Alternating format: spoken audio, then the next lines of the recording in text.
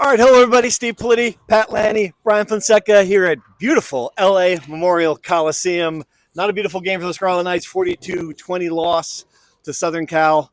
I mean, not surprising, but I think what's really become surprising is just how bad this Rutgers defense has gotten. I mean, this is the second straight week you're giving up 200 yards after the catch.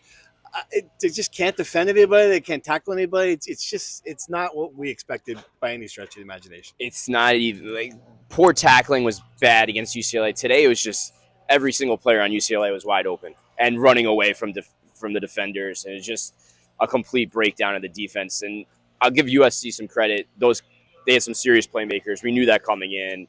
The speed was tremendous. Whether it was Mekhi Lemon, whatever receiver you want to go with. They were making plays all over the field, and I think a lot of that was just Rutgers not being in the right position, not catching up. I mean, it was just a clear speed advantage from my perspective. Yeah, USC was just more talented. They were just better, and I think the 3-4 record maybe sent a signal that they weren't as good as the talent, but they looked every bit as good on the field. The thing is, I think we all expected them to lose this game in the preseason. It's just coming after 3 straight losses. This becoming the 4th loss. It adds to it. It exacerbates it. Rutgers defense just looked bad, and what makes the defense struggling worse is the offense continues to look good. I mean, Ethan Kaliakmanis was throwing the ball around the yard. Dymere Miller looked like the wide receiver one Rutgers has needed for years since Deontay Carew. Kamanungai didn't have a great game and got banged up at the end, which is encouraging. But the only thing that you can nitpick about the offense is that they gained a lot of yards. Didn't score that many points, 4 red zone trips, 1 touchdown. Yeah, I had to go for it on 4th down a couple of times because obviously the score is what it was, and they knew Rutgers wasn't going to stop them offensively. I think that is really just the cruel irony of this season, that now they've got a quarterback, they've got a receiver, they're moving the ball 300 yards. I mean, think about it. Passing last year, if you did that against anybody other than Howard, you would have thought it was the greatest game of all times. It's just bad timing in Scarlet Knight world. That's been the story of. The good news is the bye week is here, and for all the injuries that have mounted, and people haven't blamed the injuries enough, right? Or whatever you want to say about the injuries. Greg Schiano today was very much adamant that they need the bye week. They're not going to get back to 100%, but at least this will start the process. And if you're looking for a silver lining, that might be it. That this rest kind of comes at the right time. He did say no bye week magic dust, which I've never heard that before. Which I think what he's trying to say is that he does not expect them to come back out of this a whole team. But to his credit, he didn't completely excuse what's happening on the field to injuries. I mean, there's more there than just losing personnel. They got to figure it out. They got to play a different style of defense. That seemed like he kind of alluded to that. They got to get these young guys up to speed. They got to do something, because it's one thing to drop off from being a good defense that they were. This is bad, really, really bad, and you can't win many games like this, which I guess makes my next question come up. You got 4 games left, playing like this. I mean, I guess making a bowl game is the goal now, right? Absolutely. At this point, if you get to 6-6 and make a bowl game, you have to look at that as a huge win, I think, for where the season is now, because right now it looks like this could be 4-8.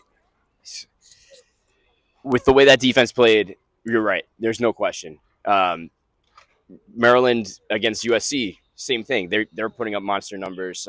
Illinois looks great. Minnesota's a tough team that beat USC. Yeah. Right. So, there's a lot of concern about these final 4 games, and to pick out 2 of them to say that this is a win, I don't know.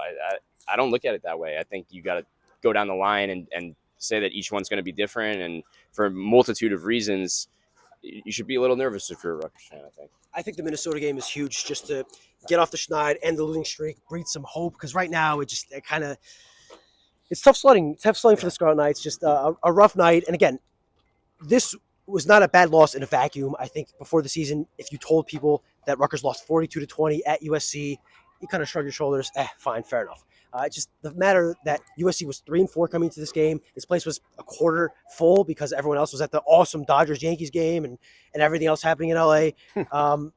Just a rough night that the bye week cannot come soon enough. But I'm not quite sure there's enough to do in the bye week to fix all these issues. That was the one fun moment. If you watched the Yankees game tonight, so was everyone here. Yeah. And when the home run was hit, the grand slam in the 9th, if you look it up, it's a great moment. The entire crowd roared for a good 30 seconds. It was cool. It was a cool moment.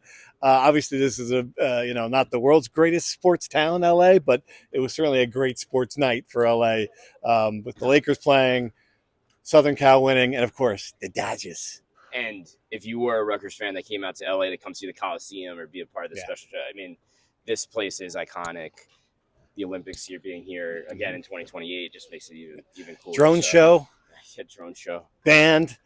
We heard "Fight On" roughly 7,322 times. I was begging for the horn by the end of it. Begging for the horn. I couldn't take the PA guy anymore. I couldn't take the "Fight On." I couldn't take anything. I was begging for somebody to just hammer the horn and leave me alone. We're gonna bring you back to New Jersey now. Okay.